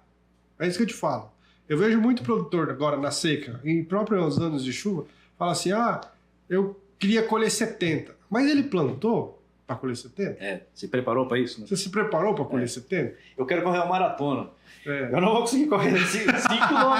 Mas é uma coisa que nós falamos, vamos fazer um Ironman. Isso. Eu quero chegar lá no final, mas eu vou chegar, mas eu vou chegar por último. Exatamente. Mas não dá dizer que não vai chegar, mas vai demorar para chegar. Exatamente. Mas se você se preparar, trabalhar. Esses dias me convidaram, o pessoal me convidou para participar do Ironman. Falou, Tomate, vamos participar do Ironman. Eu falei, moço, eu não consigo fazer nem 5 km correndo, como que eu vou jogar, participar de uma maratona de Ironman? É a mesma coisa, cara. O produtor é a mesma coisa. Se ele não se preparar para 60, 70, não vai colher, não vai chegar. E aí muda uma série de manejos, muda a recomendação que a gente falou e muda muita coisa. Abra uma cabeça. Abriu uma cabeça, meu irmão, a informação entra. Não necessita fazer tudo que falam, mas vai pegando aqui, pegando ali, troca ideia com o seu agrônomo, troca ideia com o seu responsável técnico e vai trocando informação, vai indo, pega esse aqui, eu peguei um gancho aqui, outro aqui, vamos ver o que dá para fazer na minha região, na minha fazenda. Deu pra fazer? Match Fish. Outra coisa, cara, queria perguntar pra você uma coisa que eu acho, eu sempre pergunto pro pessoal e vai virar alguma coisa. Cara, aonde você se vê daqui 10 anos? Então, cara, espero que não esteja 7 palmos pra baixo.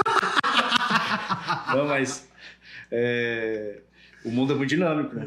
Eu tô chegando numa fase da vida, nós somos bastante comparados assim, a jogador de futebol, né? Uma pelas mudanças de empresa, que vai mudando, muda para uma para outra. Eu tive várias mudanças de empresa, graças a Deus, assim, sempre foi opções de melhoria, de propostas melhores e tal. Me considero hoje, estou representando uma empresa muito boa, né? Gosto muito do pessoal.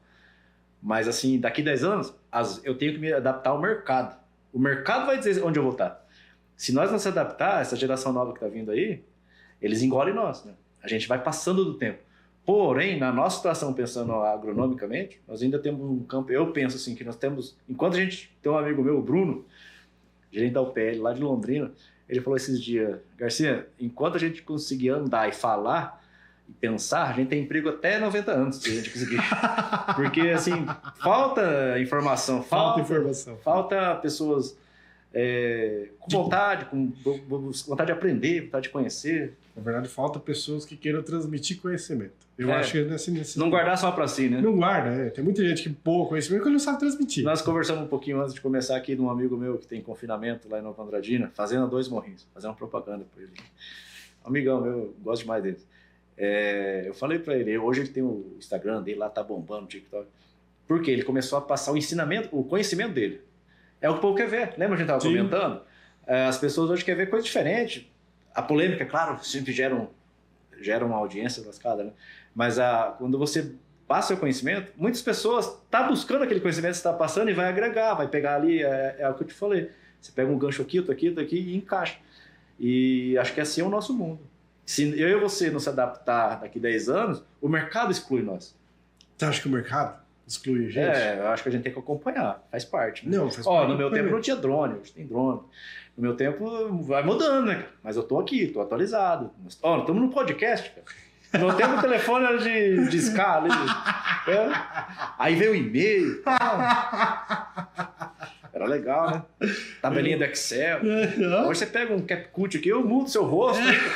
Eu coloco aqui que eu tô conversando. Inteligência artificial aqui, tudo, muda. Então, assim, a gente tem que ir se adaptando. A geração nova vai ensinando um pouco também. Eu aprendo bastante com minha filha e com o pessoal mais novo. Tem que mudar, hoje muda. Eu vejo... Não é mudar, é acompanhar o mercado. Né? Exatamente. Você acompanha o mercado mundo, hoje inteligência artificial tomando conta. Até porque, daqui 10 anos, a geração que vai estar administrando as fazendas, são os filhos. Os filhos são essa geração que nós estamos falando. Então, assim, nós temos que adaptar a situação dos novos empresários rurais, que são essa gurizada que está vindo aí. Daqui, o gurizada tem 15 anos, daqui tem 25, ele vai estar tomando conta da fazenda. E você acha que vai dar conta? Dá. Tem muitas pessoas boas aí. Acho que dá. Porque tem alguns ainda que vai ter que provar pro que vem, né? Tem que provar pro que vem. Agora aquele podcast, não denegrindo o curso que o cara lá, ele fala no vídeo lá do podcast, não, um videozinho dos primos do agro, né? O seu Eduardo fica faceiro, né? Fala, João, agora minha fazenda vai pra frente. Daqui uns dias meu filho entrou na faculdade. Você só vai falar com ele daqui a um tempo. Daí o João, né, fala assim, o seu Eduardo, que bom, e que curso que ele tá fazendo? Ele falou, artes cênicas. Aí tem chance de não dar errado, né, cara?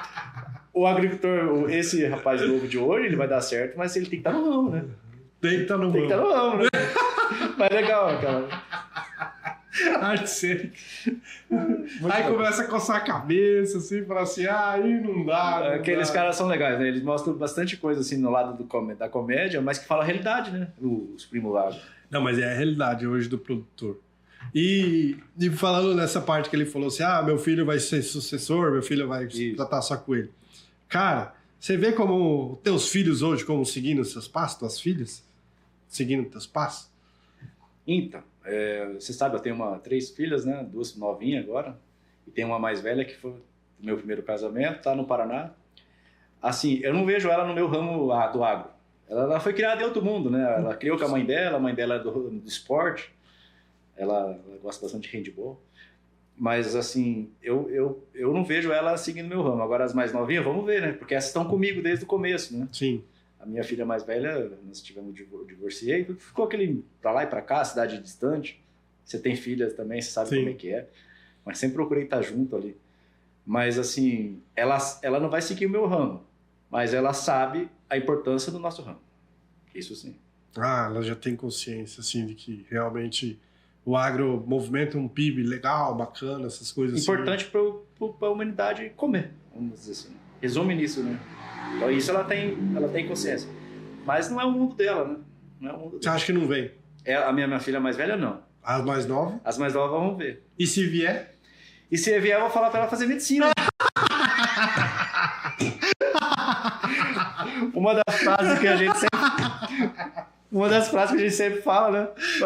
Por que você não fez medicina? Reclamando, o cara mostra tudo sujo, chegando tarde em casa. Por que não fez medicina? Mas o nosso ramo é muito gostoso, né, cara? Se você falo que não é pra qualquer um. Tem churrasco, se você pensar, tem churrasco todo dia. Se você for atrás, sempre tem. Cervejada. Nego mascando fumo, um dia paieiro. Um dia tá lá, você conhece várias coisas. Então, a agronomia é gostoso. É gostoso. É muito bom. Eu, no começo, era desse jeito. Churrasco, cerveja, um fumando paieiro, outro Palermo, outro cigarro porcaria. Aí era o dia, isso aí, um dia numa cidade, outro dia na outra. Sem falar que a gente tá no campo o tempo inteiro.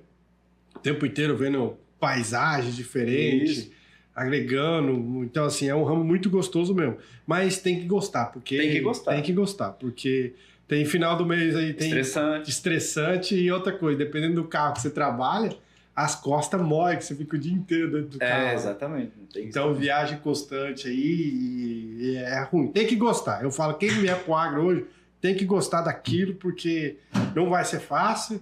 Vai ter que acordar às 5 horas da manhã para aplicar veneno, e às vezes o cara erra. Essas músicas de hoje em dia retratam um agro, parece que ser fácil, um agro muito milionário, assim, né? Realmente o agro movimenta muito, né?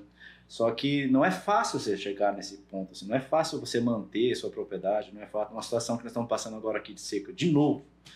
Cara, é difícil. Daí as músicas retratam, assim, só a ostentação, né? Essas músicas modernas, né? Sim. O sertanejo aí, que você é um cara que toca violão e canta bem pra caramba. Você, aquelas músicas que você... Tô velho. As músicas que você toca de hoje em dia não dá, porque já nem toca violão quase, você só escuta funk. Exatamente. Né? E pior que esse dia eu peguei pra tocar violão, eu nem sei mais tocar as músicas novas, só saia velha. Mas aí que é bom. Esse dia eu fui no churrasco, cara, foi muito engraçado, né, cara? Os caras chegou e falaram assim, Tomás, toca violão pra ela. Eu falei, moço, mas eu não sei as músicas novas. Ele falou, não, mas pega as antigas. Rapaz, pegou as antigas, os caras chegaram a chorar, cara. Daquele tempo já de Jadson, lá pra trás. Sim. João Haroldo e Betinho. Os caras chegaram a chorar, cara. Sim. Aí os mais novos estavam lá, ficavam olhando, que música é essa? Sim. E os caras gritavam, ei, pô! Sim. Não, e uma dica pro pessoal do agro, quem toca violão tem um ponto na frente dos outros concorrentes. É verdade, gente. Isso aí é bom, cara. Você sempre foi um cara muito extrovertido, né? Chegava com o violão dentro do carro, bem isso aí mesmo. Ajuda, cara. Ajuda bastante. Não aprendi a tocar violão. Mas você não aprendeu? Não. Mas queria, tentei até. Mas arrisca um karaokê de vez em quando. Não, eu gosto de estar perto do movimento. Né? É igual na pescaria, né? Eu não sou tão fã da pesca em si, ficar lá no barquinho lá, mas eu estar junto no ambiente ali. E as histórias de pescaria? Já teve muito? Que eu falo assim, resenha de produtor contando história de pescaria, né? Tem, mas daí não dá pra falar. Não, é coisa assim, o cara tropicou e caiu. Tropicou e caiu, assim. Só isso. Aqueles peixes grandes, não tem? Aqueles peixes grandão que tirava. Daí também sempre tem, né? Vinha peixe carimbado, não via peixe carimbado, também pegava peixe. Viveu bem, então, Versi. Viveu bem. O agro é gostoso, né? Esse mundo nosso é muito bom. Tive por vários lugares que passei, deixei muitos amigos, assim. Deixei não, considero que tenho muitas pessoas que eu gosto demais, assim, e que passaram na minha vida, mas fez história para eu estar aqui hoje. Isso é legal, né? Eu acho que sempre passado... É diferente de uma outra profissão, que às vezes o cara fica lá... O cara que trabalha num determinado segmento, que ele fica o dia inteiro numa sala. Ele vai conhecer pessoas que entram e saem ali, vai, mas limitado. Nós não, cara, a gente conhece muito, a gente conhece desde o cara que entrega o produto lá na empresa, até o caminhoneiro que traz o produto, você vai conhecendo gente toda hora, todo dia conhecendo gente. É verdade, isso é verdade. E o agro tem esse diferencial. Para quem quiser vir, tem que saber se comunicar e postar no TikTok, Instagram, porque muda. A parte das mídias sociais hoje também. Tá legal, né? Eu acompanho você, eu acho legal. Lembra uma foto que você curtiu minha lá atrás? Que eu coloquei assim, use cinto de segurança. Aí eu coloquei uma foto assim com cinto de segurança. Nada a ver, cara. Naquela época era diferente, né? É verdade. Use cinto de segurança por quê, cara? Porque eu lembro que você curtiu isso. Eu falei... Aí eu nunca esqueço dessa foto. Eu falei, a hora que eu tirar uma foto, ele vai comentar, né? Depois, né? Eu lembro. Use cinto de segurança. O que tem a ver cinto de segurança? Nada a ver. Não tem nada a ver. Cara, é importante, mas... Pô. eu já tentava naquela época fazer alguma coisa diferente, assim, buscar uma... Isso aí mesmo. Você curtiu na época, eu lembro, outras pessoas comentaram, o que tem a ver? Eu falei, nada. Era só pra isso, pra você vir falar comigo, né? É isso aí. Cara, mas é verdade. A gente faz cada coisa na rede social. Uma hora vai dar certo, a gente vai falar do nosso tereré. Eu vou explicar pra você desde o nome da marca que eu bolei, que eu inventei. Assim, várias coisas é legal. Assim, envolve, por exemplo, isso aí, né? O que significa a marca? Eu vou falar só no outro podcast. Mas assim, não tem nada a ver com o que você pensa que é. Entendeu? Cara, e como é que tá o empreendimento do tereré? Cara, como que é esse mercado, então, cara? É bom? Não é? Eu digo assim, é bom assim. Lembra? Porque recentemente, só pra te explicar, pra você entender a linha de raciocínio. Recentemente eu estive no Rio com o pessoal lá. Cara, e eles não tomam, enfim, não conhecem, não só tomam. Só conhecem o chamate. Famoso chamate. Aí eu falo assim, não, eu tenho um amigo, inclusive eu até mencionei isso, eu tenho um amigo que tem uma marca de erva. Aí quando eles falam, quando pensam em erva, eles já pensam em outra coisa, de droga ilícita, entendeu? Eu falei, não, gente, é erva de tereré. Eu falei, mas tereré, o que é isso? Mate. Erva mate. Cara, esse mercado atinge o Brasil inteiro? Atinge. É legal isso aí. Lembra, você acabou de falar, para fazer agronomia você tem que gostar. Por que eu fui mexer com o tereré? Porque eu gosto. Eu sou fã, da minha família toma tereré, eu fui criado com meu pai e meu avô, sempre tomando tereré. Eu sempre preparando tereré porque era o mais novo. Meus primos eram mais velhos. Uma das leis do tereré aí é o mais novo faz o preparo do tereré. É verdade. E a última... E quem acaba tomando, enche a garrafa. Né? Exatamente. E tem o sentido horário também. Cheio de regra. E não mexe na bomba. Não mexe na bomba. Aí eu gostava muito. Sempre gostei muito. Aí conheci um pessoal desse ramo aí um grande amigo, e eu falei, ó, se eu começar assim, o que foi a minha ideia quando eu fui fazer o Tereré Blues? Eu queria, como é que fala, aperfeiçoar um pouco mais o tereré. É uma coisa tão gostosa, tão na nossa região, só que ela é assim, ela era vista assim, uma coisa, como que eu digo, de baixo escalão, assim. Eu falei, eu vou dar uma modernizada. Pensei nessa embalagem, quando eu vi uma outra marca. Não, mas olha essa embalagem aqui, cara, você tá louco. Essa embalagem aí, ela é laminada por dentro. Coisa linda. Não entra luz. Aí eu pensei na cor preta, para fazer uma coisa mais elegante. Elegância. Eu quis dar uma elegância no tereré. Ah, você quis dar uma sofisticação. Sofisticação no tereré. Super coffee. Um jeito novo de vender café é um jeito novo. Me baseei muito nas embalagens de café. Na época a gente veio muito com o conceito de super coffee, né? Que eu tive, inclusive, até... Quando eu tive no G4, eu conheci o povo do super coffee. Eles... o novo jeito de vender o café. Não deixa de ser café. A nossa erva é diferente mesmo. Se você comparar com outras, assim, ela é prêmio de verdade. Tem umas aí que é escrito prêmio, mas não é. Vamos botar nome aos bois. Nós que conhecemos, que sabe que estão no tereré faz tempo, você é daqui, né? Você é da terra do tereré. Ponta Porã é a princesinha dos Ervais, é a terra do tereré. Então nós somos assim, eu falo assim, nós somos criteriosos para tomar tereré. Da mesma forma que o pessoal do sul, do Rio Grande do Sul, é criterioso em tomar o chimarrão deles, o mate. Eu tomo uma erva e tomo outra, eu sei da erva se é boa ou ruim, pro meu paladar. Então, assim, o nosso paladar seria a base pro resto do Brasil. Mas não é. As nossas ervas, a gente tem 12 tipos de erva. As nossas ervas mais comercializadas. Hoje vende tereré no Brasil inteiro. Se você for na Bahia, vai ter um lugar vendendo tereré. Sério? A gente manda pro Brasil inteiro. Nossa, eu não sabia. Chega pra mandar pro Amapá, cara. Amapá? É Amapá que é o mais longe, que tem que passar, não tem estrada, tem que passar um rio para chegar lá? Não faço ideia. É Roraima. Roraima, acho que é. É Roraima. Rio Branco, Roraima. Acre. Acre é aqui.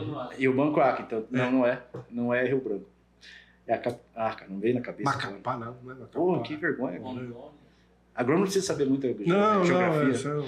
Aí é lá a última lá. E divisa com a Guiana lá. E... Roraima, né? Aí demorou mais de 20 dias para chegar o produto lá, cara. E o pessoal lá gostou. Por quê? Porque vende realmente é o tereré. Eu falei, você vai estar vendendo realmente porque é o tereré. Hoje tem muitos tereré com sabores que são artificial, né? O sabor é artificial, né? Tem que agregar. Eu tenho eu trouxe para você ver aqui esses 3 aqui, que são naturais, são com plantas naturais. Então, assim, quando o pessoal toma essa natural, que a gente gosta, eles acham forte. As outras pessoas. Daí eles acrescentam o suco, lá o famoso. Eu não questiono o suco, cara. Se o cara quer tomar com suco, toma, não tem problema. O importante é tomar. Né? Como diz o outro, cada um sabe aonde arde. Isso, um gosta de cerveja tal marca também. Então o tereré, sim, tá no Brasil inteiro. Mas eles preferem ervas mais fracas e saborizadas. Interessante. Eu achava que era regionalizado. Tipo assim, Paraná, um povo foi Goiás. O pessoal do sul. Tereré. Bastante gosta de tomar tereré com suco ou tereré com sabor. Nós vendemos muito as ervas com sabor de cereja, sabor mas de ele não é tereré. Sabor de uva. Aí não é tereré. Aí deixa de ser tereré. Não adianta. Mesma coisa que você falar pro chimarrão, não adianta, não muda. Tem coisa que não vai mudar, não adianta. Mas se eles estão gostando, deixa, a gente faz. É coisa da nova geração. É diferente. Helmer Garcia, hoje empreendedor. Se fosse montar um outro negócio, o que você montaria? Não vou falar, mas eu tenho na cabeça. Já? Não. Então você já tá com ideias boas na cabeça. Não podemos parar, né? Verdade. O agro não para. O agro não para. Mas assim, pensando junto com a minha esposa é advogada, eu sou engenheiro agrônomo, pensando num negócio para ela, eu quero ficar focado no nosso ramo. Nosso ramo é bom, né? Sim. Eu quero focar... Mas no ramo tem muita janela, cara. Para tudo que é área. Se você considerar igual você falou, o agro hoje entra tudo. Entra contabilidade, entra advocacia, entra os médicos, entra tudo. Você vai parar para pensar hoje. E aí, o agro, todas as outras profissões precisam dele. Não é preciso. O agro precisa de todas as outras profissões para levar. Aí o que acontece? Você fala pro povo de outra linha, você se acha que o agro não para, Não é que não para, tudo gira em torno do agro. Isso. Entendeu? Tudo, cara. Tudo. Se for pensar tudo, qualquer coisa. Penso sim em outro segmento, vamos ver se vai dar certo, amadurecendo, mas focado, pensando na minha esposa, e talvez dê para agregar a parte agronômica junto. Mas ainda é projeto. Ah, então é projeto. É projeto. Não, beleza, fechou. Se não quiser falar também, não tem problema. Em outro momento, a hora que você for, a hora que você fazer, a gente faz. Exatamente, Entendeu? Mas é um lado aí que você deve achar que faz falta também, sabe? Não, hoje faz falta tudo. Eu acho que faz falta tudo e falta gente hoje. Eu acredito que falta gente hoje. Quando estiver faltando gente, vai ter trabalho para todo mundo. Exatamente. E eu costumo dizer, e o povo fica bravo comigo. Trabalho, gente, não falta. O que o povo quer, infelizmente, hoje é emprego. Essa é a verdade. Doa quem doer, nem quer emprego, não quer trabalhar, porque trabalho não falta. Quem sabe trabalhar, filho, não fica sem emprego nunca. Exatamente. Entendeu? Eu penso assim. Cara, e para encerrar, obrigado por ter vindo. Para encerrar, eu queria te pedir uma coisa. Cara, que recado você deixaria para esse povo do agro hoje e em um contexto geral? Helmer Garcia, 44 anos, vivido. Que recado você deixa para esse povo? O pessoal do agro. O pessoal do agro, o pessoal em geral, que recado você deixa? Sempre buscar o conhecimento, sempre buscar coisa nova. A inovação é importante, mas nunca esquecer dos princípios. O princípio é a base de tudo. Desde a parte de princípio educacional. Hoje eu sinto falta e vejo por aí você chegar, levantar, olhar no olho, falar bom dia, boa tarde, pegar na mão, cumprimentar, obrigado, desculpa, agradeço. A parte, os princípios básicos, eu vejo que tá diminuindo um pouco. Então, assim, mantenha o princípio, mas busque inovação também. Busque estar no meio. Então, mantenha os princípios, porém sempre buscando a atualidade. Fechou. Obrigado pela tua presença, obrigado por ter vindo, ter disponibilizado seu tempo. Me coloco à disposição para qualquer coisa, qualquer dúvida, pessoal. Obrigado mesmo de coração, espero que você tenha gostado. E, mais uma vez, se quiser deixar um recado pro pessoal. Muito obrigado, Ricardo. Parabéns aí pela iniciativa sua aqui em Ponta Porã. Acho que é o primeiro podcast do agro aqui em Ponta Porã, é você. Aqui né? Então você já fez história. A gente tem uma amizade longa aí, que permanecemos sempre. E parabéns, sucesso para você. Obrigado. Sucesso a nós. É isso aí. Feito. Até a próxima. Valeu. Valeu, obrigado.